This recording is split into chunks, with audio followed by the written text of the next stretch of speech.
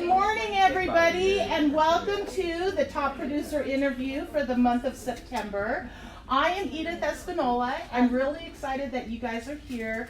I'm excited because you get to meet my friend Shannon Rose. Shannon is a top producing agent who I met when we both started in 2004. And Shannon has totally taken real estate by the hand and showed everybody how it's done. She has expansion teams in Monterey County, Santa Clara in different areas, Alameda County, and Santa Cruz County. Am I missing any? San Mateo. And San Mateo. So she's got a lot of information to share. It's going to be fun, but it's going to be real, and it's going to be really good. So please help me in welcoming Shannon Rose. Yay! Good to see everybody. So Shannon, thanks so much for being here today. Of course. Thanks for having me. Oh, absolutely. So the way that I like to do it is get a little bit of background about, where you went to school, when you started real estate, and what made you decide to get into real estate, and then if you learned any great big thing from your mentor. Okay. Yeah. Wow. Good place to start. There you go. That's a good place Checklist. to start. Okay, so where I went to school, like what did you study? College. Okay. I went to San Diego State and I studied accounting. Very boring, and I'm not bald or boring or bashful, so I don't know how I ended up in that career, but and while I was going to school, since she already told everybody in an email, she's an actor. I stumbled upon acting, and I ended up having a career in acting actually before accounting. So it helped me put myself through college, and I ended up actually not finishing college, so I don't even have a degree in accounting. I ended up not finishing because my acting career really got in the way. And I probably needed like 12 units to graduate. So how fun to say your acting career got in the way, right? So just tell us, I know you don't really like to talk about that time too much. You actually keep it very private, and I leaked out the news. So what kind of roles did you do, and what was your favorite one? My favorite one by far was I did this like docudrama for the Discovery Channel, and it was about an epileptic girl. Ooh. So it took her from her life at 13 till about 25, and I was probably like 19 when I did it. So I played both sides of that, but wow. That was my favorite role for sure, by far. But the things that I did to start out with, I originally did commercials. So I did huge national commercials. I mean, I would go, I would like be in Vegas, and somebody our age now would be like, did you go to school here? Did you go to, like, trying to figure out how they knew me? Like maybe I knew their daughter or something like that. Mm-hmm. And I would be like, did you see the Robitussin commercial? And they're like, that's it. You were in the movie theater, the Robitussin commercial. That's awesome. So I did huge national commercials first. Like, I mean, think about Colgate, Kodak, Robitussin, Visa, Budweiser. I mean, huge. And then I eventually moved from San Diego, where we did a ton of like, the USA Network was just kind of getting started, and they made an effort to go outside of Los Angeles to find areas to film that were real areas and not a studio. So they came to San Diego a lot. And I did like every after-school movie that you could think of on the USA Network.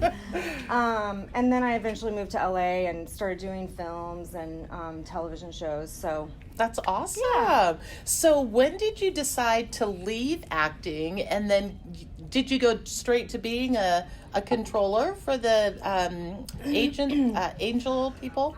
No. The angel investors. The angel investors. Yeah.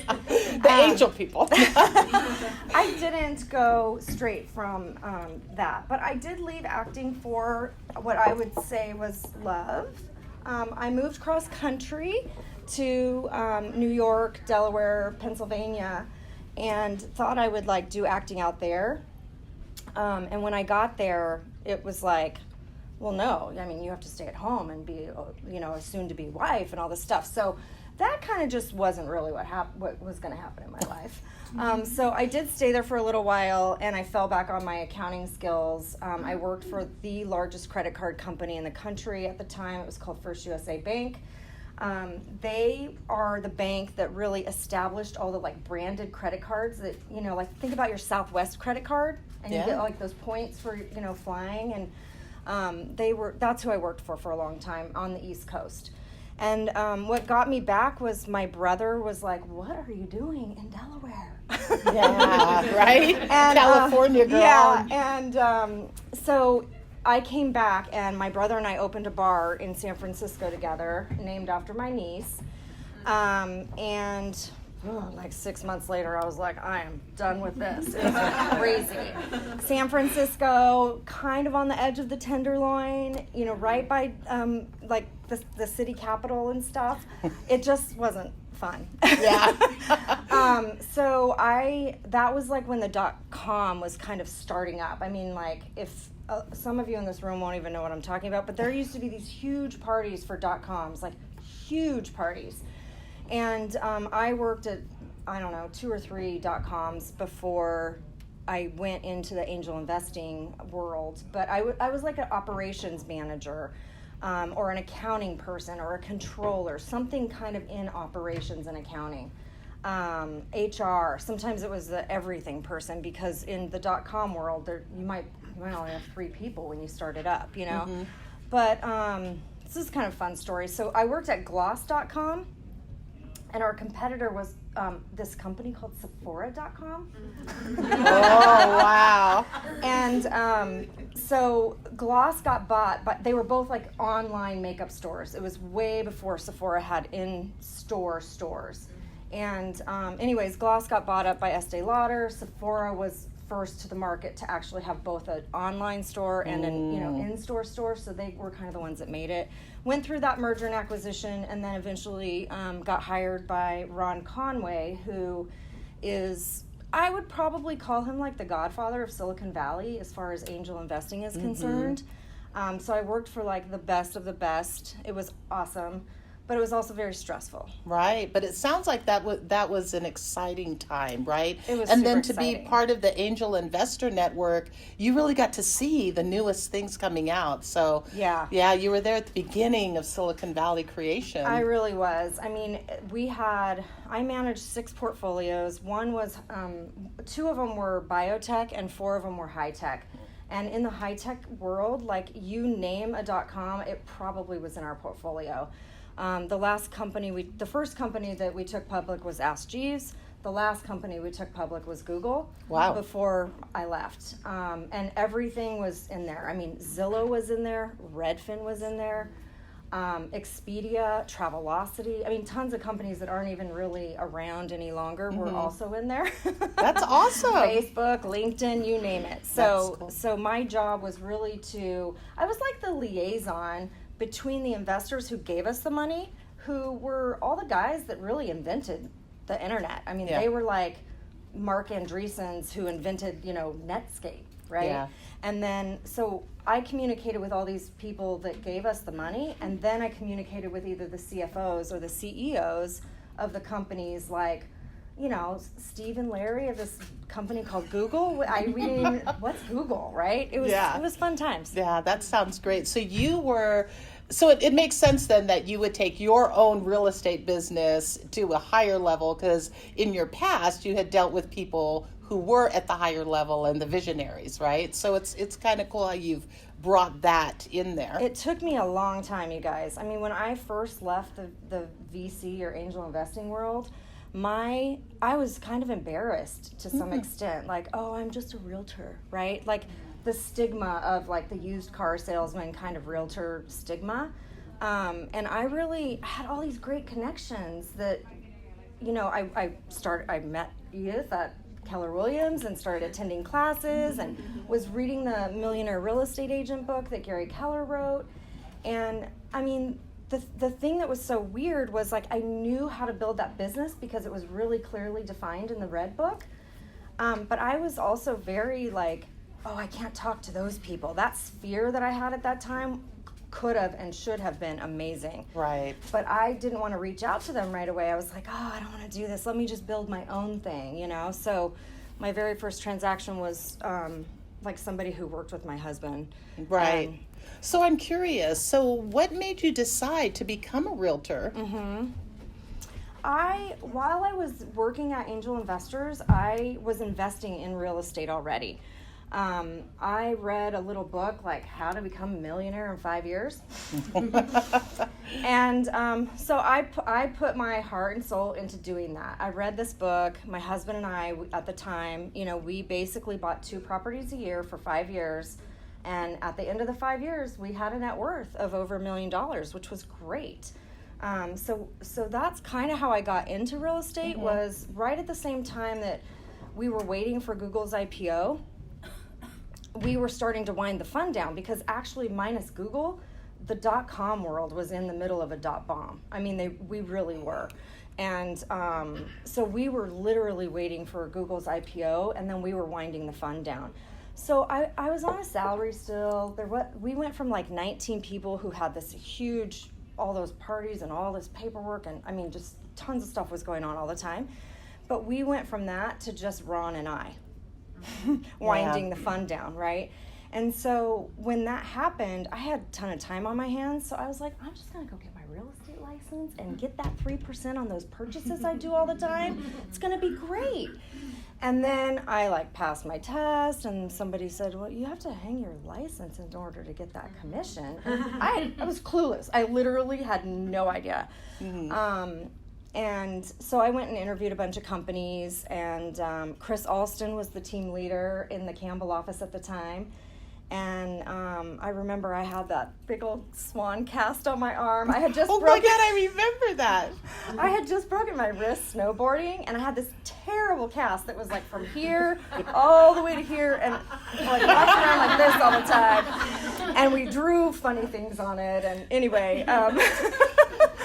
Anyway, I went to an interview with Chris and went into a classroom like this at the Campbell office and sat in, and I was like, wow. That's when I first heard about the Red Book, right? I was like, and I went home and read the first chapter. I was like, oh my God, this is what I'm going to do.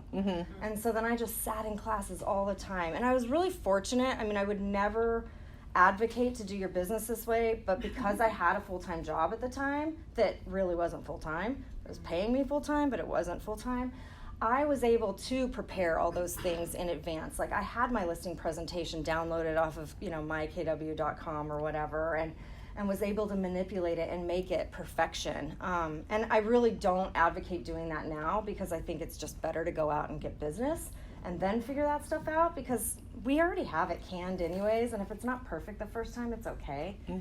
But I did a lot of that kind of stuff first, like get my website going and my listing presentation and go get, your CRM or whatever. So you touched a little bit about what your self-perception was as a realtor at the time, and where do you think that came from? Why do you think that you looked at yourself that way instead of the powerhouse that we found you to be? I'm sorry, honey. If you guys don't know, I'm super emotional. And I'm really sorry, but you know this is going to happen. I'm like a 99S, 99C.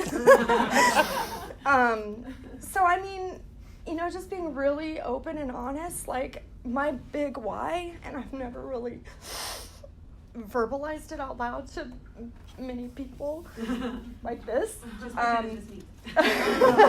Focus, good. But I mean, at the end of the day, that self-perception is something I still carry this day, and it is my big why. Like, I literally grew up being told I was a loser, and every day when I wake up, I wake up to prove to myself that I'm not a loser, right? And, literally that's what I do every day, and that is what stems my success. I run into people all the time, and they're like, you're such a high D, and I'm like, no, I'm not. I've taken the test 15 times, standing on my hands, standing on my feet, doing the splits. It doesn't change, right? I am shocked that you're not a high D. Seriously. Seriously. I knew you were an S.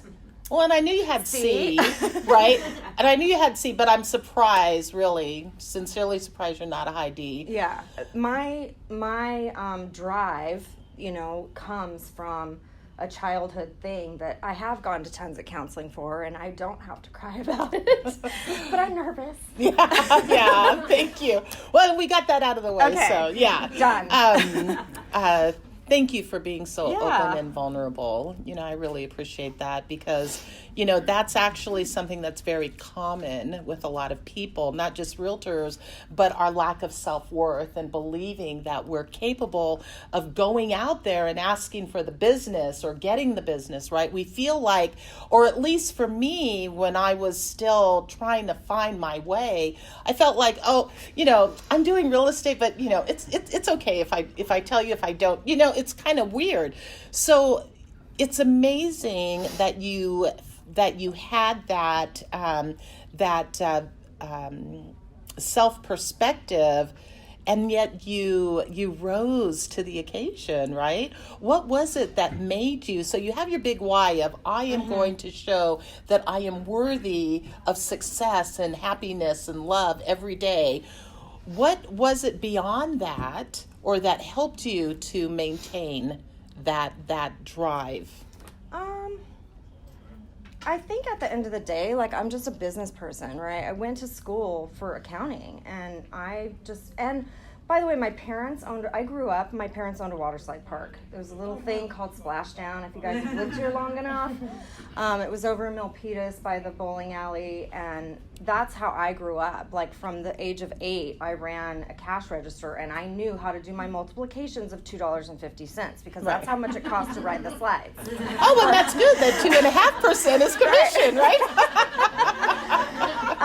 That's pretty funny. Yeah. That's actually interesting. Right? So I just grew up in a business environment, and I think it was bled into me, right? We were super rich in the summer and super poor in the winter, and that was also something I just never wanted in my life. I hated that up and down and that swing. And so everything I've really set myself out to do, I believe I've been successful at. It's just at what level do people, think that, and I think it. So whatever I've done it well.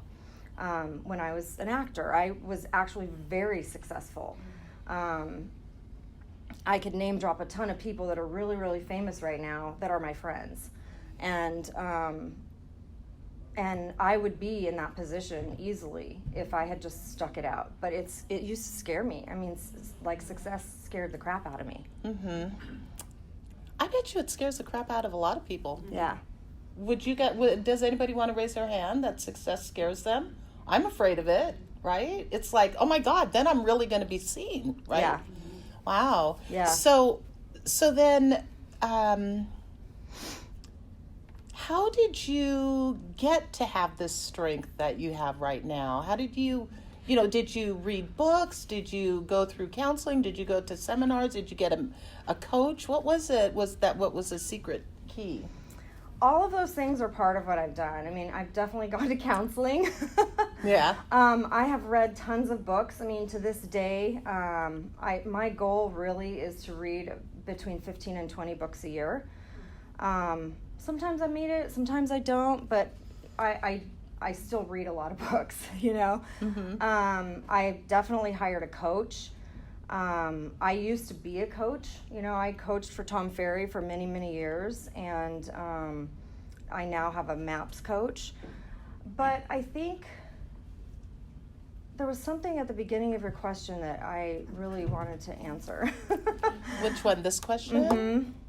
What was it that made you realize that you were capable of doing what you wanted to do? I think all of those things collectively, that, reading books, getting coached, doing the business, all of those things collectively kind of empowered me ultimately to just, in conjunction with, I'm going to be good at whatever I do, in conjunction with that, like, led me to that successful path.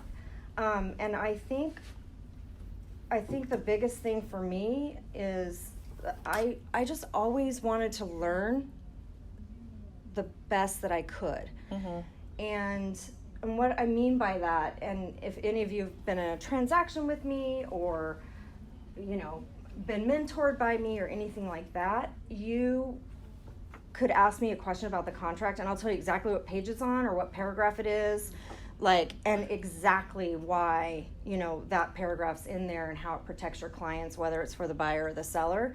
And it's because I just owned everything that I learned. And I think having that knowledge has actually really helped me have the success I've had because I just own it. I mean, you know, like Jim talked about it today in team meeting, about, anybody not at team meeting today that's here now? Okay. So Jim talked today about how you should write, you know, the buyer, if you're going to give a credit to your buyer, you should write it outside of the contract. I've been doing that for 13 years and I've been in the business for 14. I learned it when I was an agent for Redfin, not working at Redfin. I forget what they called it. It's like you don't work at Redfin, you work at Keller Williams, but you still get the Redfin leads. Oh, yeah.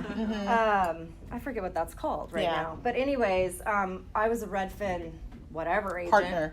Partner agent, thank you. You're welcome. For a couple of years. And that's where I learned it, right? And so it carries over today. I mean, if I get a contract and I'm the listing agent, if I get a contract from a buyer's agent that says something about a credit going, you know, to the buyer's agent from the buyer, I'm like, take this out of the contract. Like, that's separate. That is not between the buyer and the seller. Right. And I just own stuff like that. And once I know it, I know it. Right. I have no question or doubt or inability to not verbalize that. Right. So knowing the contract completely has really helped to help you build your success, right? Well, I know that Mark Miano agrees with that. That's his thing too, is knowing that contract backwards and forwards. So 2 top producers in the room who like openly say that. That's awesome. Yeah, it's super helpful. And I mean, it helps me educate other people, which is part of my passion. Is educating. I know you haven't taught any classes here yet.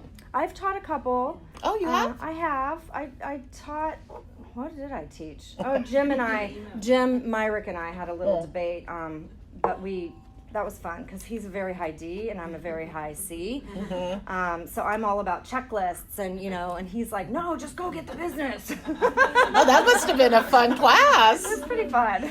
Yeah, that's great. I know Shannon used to be with KW Campbell and KW Cupertino, and you were somewhere else, but we don't need to know that, before you came here, and she was always like, her classes were always highly attended, and you could see why, the way that she just speaks so honestly and vulnerable and so clearly about what it is that she's teaching. So, you know, that's awesome.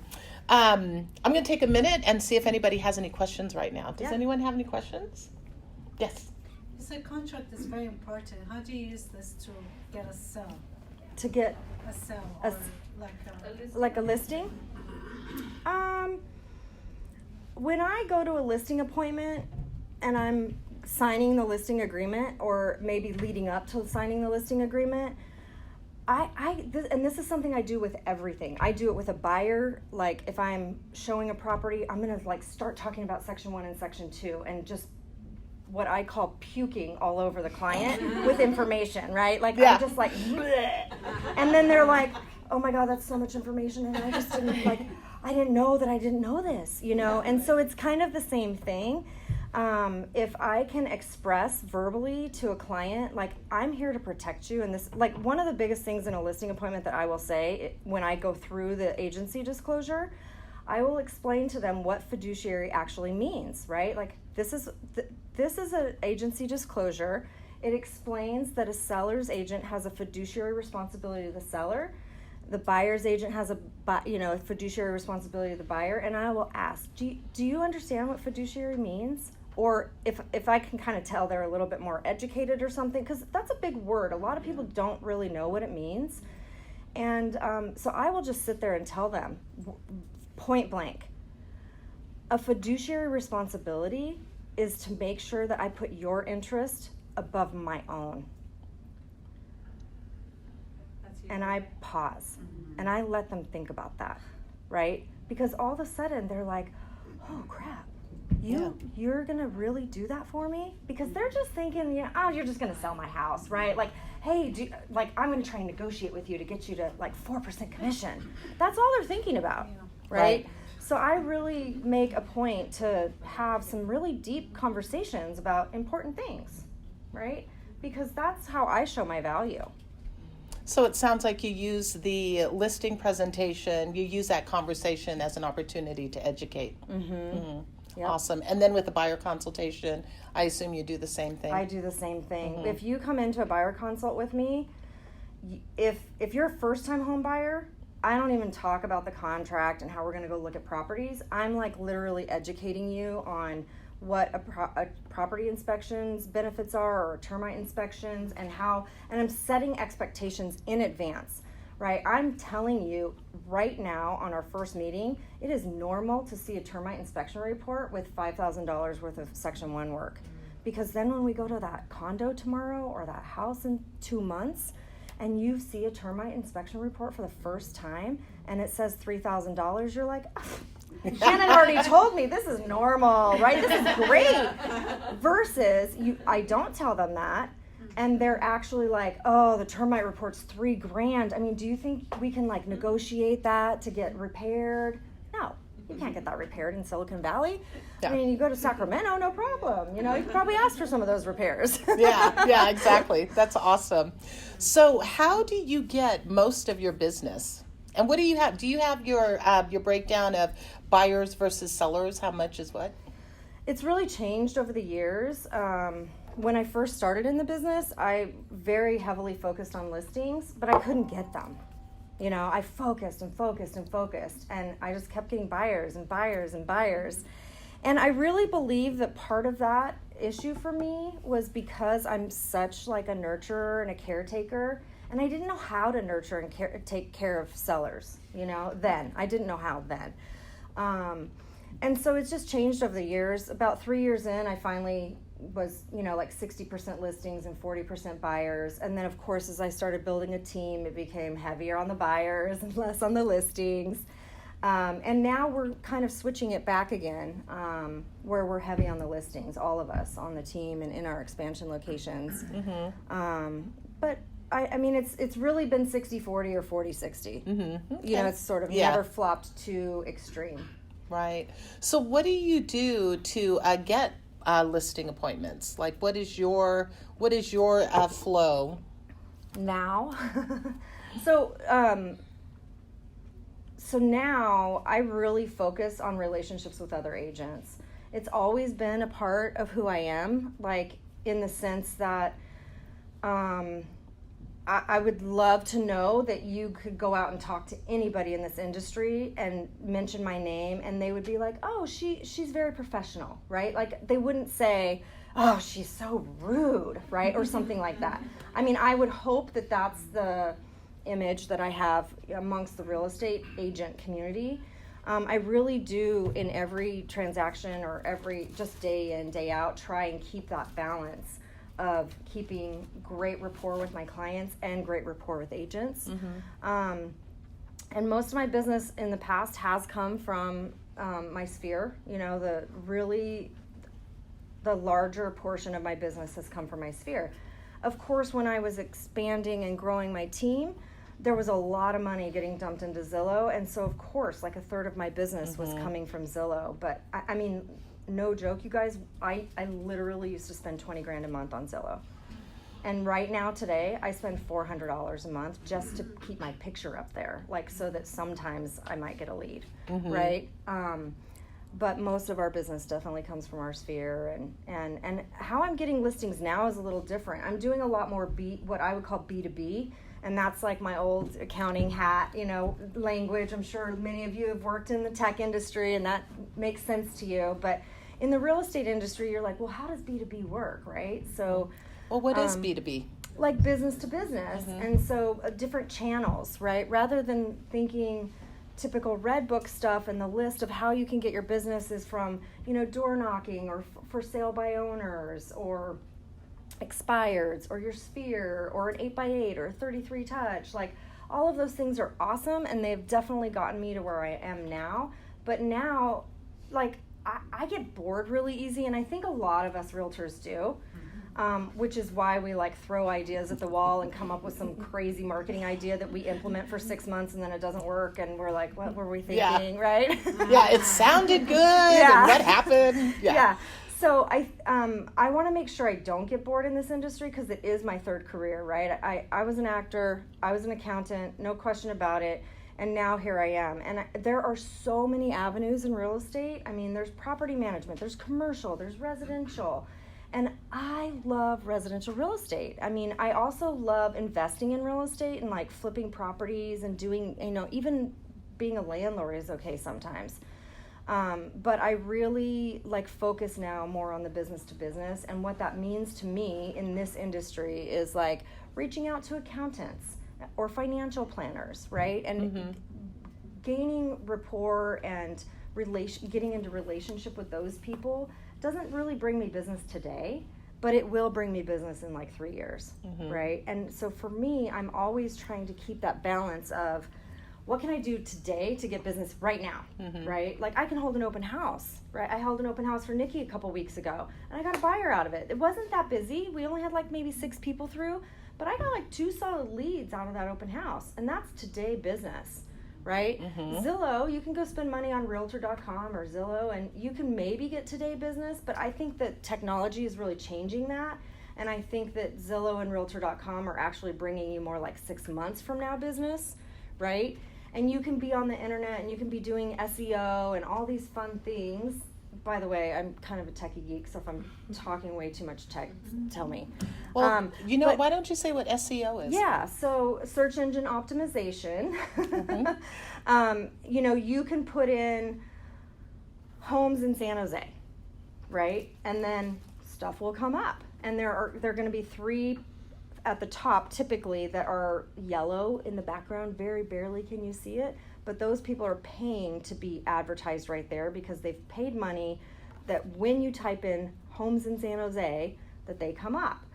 However, you can also have incredible content on your website and incredible content in blogs or however, but across the World Wide Web, that Google goes and does all this stuff, and then you just naturally come up, right? And so all of those things, when you get leads from SEO, whether you're paying for it or you've actually done some search engine optimization to be one of the freebies in that list, those leads to me are probably like an 18-month out lead. They need to be nurtured. And I think that if I had to say one thing right now, just in the middle of our context of talking, there was one piece of advice I could give you is don't drop a lead when they're not ready because you're ready, right? Like you want business today and you go do an open house and nobody comes in that's like, yeah, let's go shopping right after the open house, right? Nobody comes in like that. You need to keep all those other people that you communicated with in a system. I mean, eEdge, Top Producer, whatever it is that you use, it doesn't matter. Whatever CRM, it can be index cards. But you need to just always keep nurturing that because I'm telling you, it's easy to get discouraged, but I can make a call 12 times to one person and they've never answered, and I'm like, I'm not gonna call this guy again. He's not gonna answer. This is silly, but okay, I'm gonna do it because I'm supposed to. And then he answers the phone, and he's like, I'm so glad you called me because I was just thinking I really need to go get pre-approved. How should I start that, Shannon? And it's like somebody from like 18 months ago or 12 months ago, and it happens. And it's super important you do that. If you want tomorrow business or, 3 years from now business, don't drop those leads. I see agents do it all the time. Right. So you make sure that everybody that's in your database is on a drip campaign, and then you still connect with them. And if they don't answer the phone, because I think about myself, right? Like when I was younger, James Endo used to call me all the time, right? Hi, Edith, it's James Endo with, Remax, blah, blah, blah, blah, blah. And I'd be like, oh, how nice he called. But I'd never return the call, right? But, you know, it was always good that he called. Yeah. And so now I know. And when I met him here at KW, it was like, oh my God, you're the guy who took my number at the open house, right? So it's really funny. Yeah, so it's really good, right? Because I always remembered it was James Endo. So now all these people there, you know, they know Shannon Rose, right? So that's good. So you have people on a drip campaign, and you actually have a drip campaign, and you actually make the phone calls. And so what else do you do? Do you do anything other than, you know, working your database like that, or having your name up on Zillow? Do you have any other funnels coming in, or is it, what else? Yeah, tons of funnels over time. Just add one at a time and really master it and get good at it, and then it just kind of runs its own thing, right? So the real estate community is a huge piece of my business on the outside of Silicon Valley. Right, for referrals. So referrals.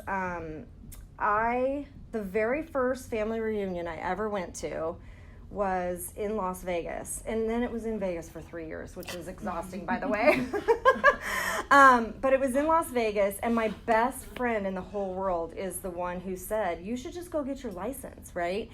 And she's a realtor in San Diego, and we went to Costco and we bought decks of cards, the bicycle brand decks of cards, like just physical decks of cards, kind of Vegas style, right? And we slapped a sticker on one side that said your Southern California referral source, and we slapped another sticker, like your Northern California referral source. And literally every single business card that we got from somebody, we gave them a deck of cards. I mean, we were chucking around these big old bags that were heavy, and then we'd go back to our room, which of course was like 4 miles away, inside the hotel. Right.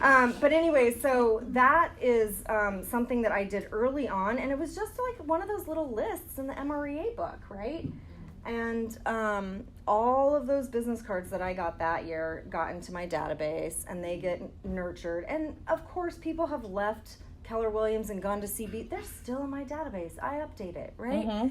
And that's been a really big source of business for me over the long haul. I mean, even this year, I was just saying in one of my mastermind groups that of the 7 listings we had earlier this year, like from say January to June, 5 of them were from agents outside of the area who said, I've got this buyer shopping up here, and they have a house to sell in San Jose. Right? I remember the first time I went to family reunion, I wasn't fully prepared to really network with other agents for referrals. But the next year, man, I was ready, right? So it's really important. And a lot of those people are still in my database, and we still see each other at family reunion. I have a totally different perspective now because similar to acting, I mean, I got to a point where when I lived in LA, I literally couldn't go to the gym. I couldn't go to the grocery store. I was recognizable. People would be like, talking about you, and you could hear them from afar, right? And it's kind of the same thing now. Like you go up on stage and you get interviewed by Gary or Tom Ferry or whoever it is, and like you're in the spotlight, and everybody thinks they know you, especially me, because I think I'm pretty open, and so people really feel like they know me, and I'm like, I don't know them. So now I kind of shelter that a little bit more. I'm not handing out my card at family reunion all the time anymore. It's very purposeful now. Like I want to know all the agents in Sacramento area, because a ton of people in Silicon Valley are fleeing there, and I want to either be able to get a referral when my seller moves there, or I want them to give me the referral when their buyer has his house to sell here, right? Purposeful. So I'm very purposeful now with like the areas of agents that I want to meet, and I walk around and like read the badges. Oh my gosh, you're from Sacramento, I need to meet you, right? That's awesome. So does anybody have any questions at this point? Yes. I have a question on the B2B side. Let's see, with your tech network, how successful have you been with working with Relo organizations within HR departments and Google, Facebook, and using that as a BD source? I've tried, but it seems to be very, very expensive for me as a realtor to get a referral from them, because by the time it comes to me, I work for 5%. Yeah. So what's your thought? So to answer your question, I still to this day have not tapped into my angel investing network. Oh, interesting. As outside of just if they're my friends or something, right? And they're in my sphere. So I've just never gone back and done that. Do you plan to? Maybe. I don't know. Like I'm happy just doing what I'm doing, you know? Like I don't know that I need that much more business. And certainly it might be really awesome to get like nothing but $4 million listings. Right. But I don't know. I just don't think that way. Yeah, it just- could be fun, It could right? be, yeah. I mean, working with people that you knew back then, and Like, you know, hey, Larry, do you remember me, Shannon Rose? yeah, I kicked ass as your controller. Let me kick ass as your realtor now. I don't think Larry would talk to me. I don't even think he knows who I am. But anyway, my experience with that has been similar to what you're saying. Not so much expensive, but just incredibly difficult to get in. I mean, I tried at Cisco, because Cisco does have a really cool program where they sort of have like this program of programs to offer all of their employees, and you can go and do like lunch and learns and, you know, really start to add people to your database that way, but it's really difficult to get in. And once you're in, that's awesome. But what I have just focused on is more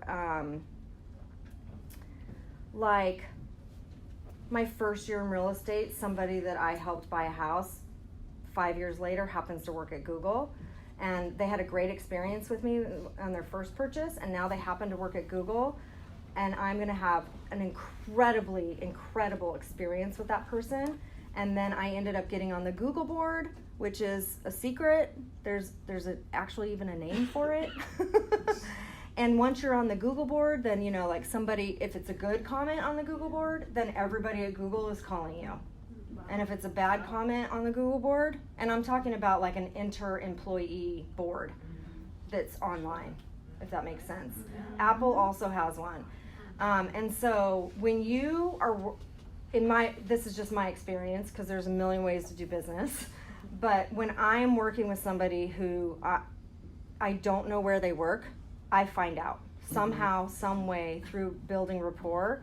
And if it's one of those big companies, I absolutely make sure that if there's any kind of hiccups, that I am 100% apologizing and making it right, because that can kill your business. Right. Being negative on that Google board could be real bad. It's been very positive for me. Right. I think Dave Keefe too, you know, he gets a lot of business from the boards. And I know a couple realtors lenders that do too. Like they're on there in a positive way. That's good. So I haven't really pursued it, because one thing I did learn about Apple is that they actually have somebody in-house that's a licensed realtor on salary that is more from their commercial perspective, looking for properties for them. But they'll utilize that person or persons or team to really hone in on that. And there are a lot of corporations trying to gather sub-corporations to make relo companies. I mean, it's really kind of crazy what's going on. And I don't know anything about relo companies outside of like what I know about Coldwell Banker. Yeah. From that perspective and how they run it, but I really don't know anything about it. I've just never looked into it. Good question. Stormy? Yeah, from a business planning perspective, when you're deciding where to invest your resources to build your business, what are you looking at for return on investment? 3x minimum. Simple answer. I know you want something complicated, but I do really keep it simple. You know, Zillow at some point was a 10x for me. And that was when I was like spending maybe like only $2,500. And so then I kept throwing more money at it, going, this is great. And it went down to a 7x, and you would think that I would have wanted to just stay in because it was still above my threshold of the 3x, right? Right. But at some point I started getting irritated because I'm like, no, this used to be 10x, and now it's only 7x. Right. So it's not as effective. And it's expensive, right? So one lead might cost you $500, where you could go to realtor.com and you could spend $500 a month and get like 10 leads. You know, and they're all they're the same leads, you guys. Like the quality of them is the same. That's really good to say that, right? I never really got that. Thank you. Anybody else have any other questions? You said you have a checklist for yourself. Do you give that to all your teammates as well? Is it like a steps for buyers, steps for sellers that you make everybody live by? I don't like to force anything on anybody, but I like it when people follow the rules.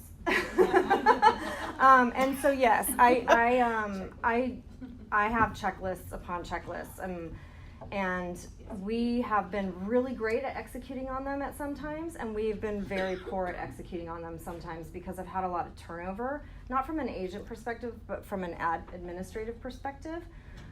Because I'm a 99S, 99C, like I actually am supposed to be an executive administrator.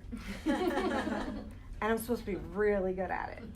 And I'm not supposed to be a mega agent, right? Like on paper, I'm not supposed to be a mega agent, right? That drive thing and that like big why is why I think I'm successful. It has nothing to do with my DISC personality profile.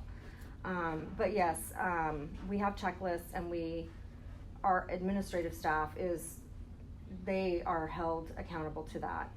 Not so much our agents, because one of the things on my team that I really try and do is provide value so that you don't want to leave.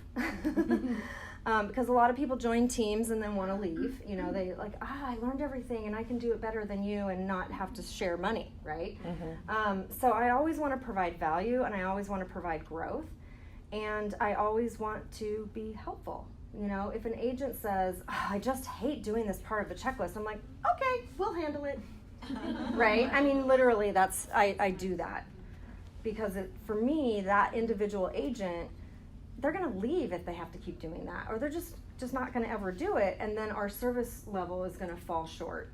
And trust me, you can jump on, Zillow or Yelp, and you can go back in time and you can see all these great reviews about Dan and I, and then you can start to see some good reviews about some of our growth agents that came on as I grew the team, and then you can start to see reviews that were like, meh.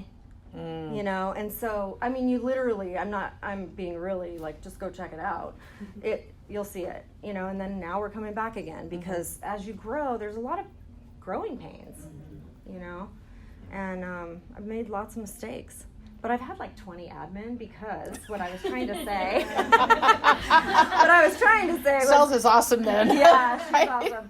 So I've had a lot of admins because I was always looking to fill the role just by the book. And the problem is I'm a 99S, 99C. Nobody could keep up with me. Like, nobody could ever do it better than me. And I think generally, us realtors, we're all control freaks a little bit. And so am I, right? Yeah. And so that piece of me is even more like adamant about it. And so a traditional admin, when I was like hiring for the admin role, I could never get somebody. I found great people. But then we just didn't complement each other. And so Salsa, actually, if you've met her, she's now my director of operations, but she came to me as an ISA. She responded to a Craigslist ad. The Craigslist ad said, please call this number and leave a brief description of how you think you can, make cold calls or call and nurture people. And she literally called and left a message. Part of the reason that we did that was to hear the voice, right? You don't want somebody talking like this to clients, right? So it was so we could hear the voice and see if they were, peppy and whatever. So she came in literally that day. I called her as soon as I got the voicemail. She came in that day, and I think we hired her the next day. And I'm like, going through our little checklist, like, here's your 90-day plan, and when you start with the Shannon Rose team, like, here's what you have to do today. And it's like, go learn Boomtown and go learn Top Producer. And about an hour and a half in, as I'm teaching her, she goes, can I just get on the phones? And I was like, Oh, okay. Let's try that. I love it. And so she booked a ton of appointments, and that day she booked like 3 appointments her first day. And so for 3 years she was our ISA. That's all she did. She just booked appointments, and that was it. And she was really great at it. And similar to how I left Keller Williams for 6 months, she left the Rose Group for 6 months. And the whole time, as soon as she left, Dan and I were like, what just happened? We always talk about, these growth opportunities. Why didn't we say something to her? Like, she should be getting her license. Maybe she wants to be an agent, because she went back to lending, and she was kind of being an agent. She was like going to brokers tour to meet agents who would give her an open house for the weekend. I'm like, that's like agent stuff, right? So Dan and I just kept like poking at her, for 4 months. We kept poking, like, what are you doing? What are you doing lending? Why don't you just come back, So we finally all went out to drinks, the 3 of us, and hashed through like what she thinks she could bring to the team. She really is an advocate for our brand and our team. Like, if you ever talk to her, she really believes in the Rose Group. And me, I think, so she is now our director of ops, which is the best admin I've ever had. And by the way, she's a high ID. Mm-hmm. Totally opposite of me. We complement each other, but I trust her, which is a big issue with my C. Mm-hmm. Or maybe my S, I'm not sure, but. Yeah, I think it's your S. Yeah. So that's really cool, right? That you totally found the ideal match, which is somebody who's opposite from you. So that's awesome. All right, we have just a few minutes left. Okay. What words of wisdom would you like to share with you as being this mega agent who's gone through several years of building it, what it is that you have now? What would you like to share with everybody? I think it's so simple. You just need to do it. And I mean, really, like, I'm not trying to be Nike. But it's just that simple, Like, I think a lot of people come to classes trying to get, like, this magic pill. Just like, I'm always looking for a magic pill on how to lose weight, like, always. And probably many girls in the room are. But it's the same thing. There isn't a magic pill. You just have to do the work, and the work is really boring. It really is, mm-hmm. Right? Like, when you really dig deep and you figure out, like, what you have to do to be successful in this business, you have to lead generate. That's it. If you do that one thing, all the other things they're fine. They'll be fine. You don't need a perfect, listing presentation. And, like, sure, scripts practice is great, right? Because that helps you lead generate, or it helps you be better at lead generating or closing when you're lead generating, whatever it is. But you just need to do it. And, like, stop making excuses for looking for that, magic pill that, those I get envelopes in the mail all the time, like, this diet pill, blah, blah, blah. It's the same thing, you guys. It just doesn't exist. So just do the simple, basic work. And if that's, 1 hour a day and that's what you can handle because you get, really bored, then just do that. Because for every day that you don't do even one call, like 90 days from now, you won't have business. Mm-hmm. It's really interesting, right? Because I'm sitting here and I'm listening to Shannon speak, and she knows her numbers, like, what do you want as your ROI on your investment? 3x, right? And it's like, even if you can do 1 hour, do this, do that. And I could tell that she just knows her numbers. So would you agree that knowing your numbers is important?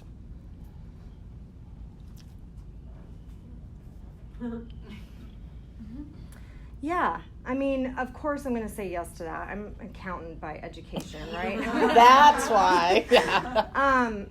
And I think the reason I'm hesitating is I think the bigger piece of advice I could give you that might tie into this, that I think has made me successful, is I do know my numbers, but my background is numbers. And whatever your background is, own that and bring it into your real estate business, because it will make you so much more successful than just trying to be a real estate agent. And I mean, like, this might sound cliche and a little bit kind of yucky because I don't think I do this, but reality, I had an acting career, you guys. I can sit across from the table from somebody and act. So you could mirror their And- style. Yes, and I know my numbers. So when I'm across the table from somebody, I talk numbers, right? I mean, when you go to a listing appointment, numbers make them sing. They want to know how much they're going to net. I always bring a net sheet. Agents that don't bring a net sheet are crazy to me. Like, I don't understand that. Because I'm going to show you your numbers. I'm going to show you exactly what you can expect to net out of this, what you can expect to spend, all those things, right? And those two things are my background. Mm-hmm. So if you come from a tech background or an HR background, whatever it is, marketing background, use that to your advantage in this business, because it will 100%, it's something you at some point were passionate about and will totally catapult your business, in my opinion. Everybody that I've ever coached and been able to really give them that piece of advice, it like changed their career. Mm-hmm. It's really about being authentically you, right? Mm-hmm. So if your background is in numbers, or if your background was in, auto mechanics, you could talk in that way, of the Totally. way, right? So it's whoever you truly are is who you want to be all the time. So when you're talking with your clients or your potential clients, just be who you are. And the ones that are going to be attracted to you and want to work with you are the ones who are going to say yes, right? That's beautiful. Thank you for saying Yeah. that. Well, this has been quite the wonderful, amazing, and fun interview. Thank you And so much. crying. And crying. Did it? No, I'm just kidding. So thank you very much, Shannon Rose. Thanks, you guys. Thanks you guys so much for coming. Next month we're having Barbara Warner. Oh, no. Yeah, yay!